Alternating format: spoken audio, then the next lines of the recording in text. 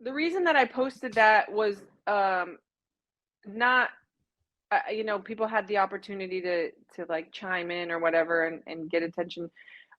I imagined a scenario where we did sell street parking and then someone came in and fired me and comments on Morning Chalk Up or wherever they might show up of people saying like, "Oh, well, all she did was program the workouts."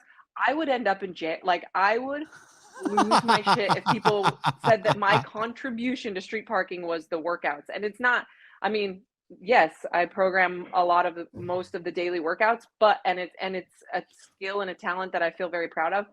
But to minimize his role in the CrossFit Games to, oh, like he just makes the workouts. Like, how hard can it be? First of all, it's very hard. Second, the that people were saying that and thought that, like, as somebody who has given me so much and somebody who I consider my friend, I just couldn't let that be out there without saying something. And if that happened to me and none of our employees that we have now said like, oh, like actually she did a lot more than just create the workouts. Like there was so much more that you guys have no idea about. If nobody said anything and was willing to stand, that would be really painful for me, I think. And so I just put myself in that position and I was like, I can't, even if people get pissed about this, which actually nobody did, I can't not say something.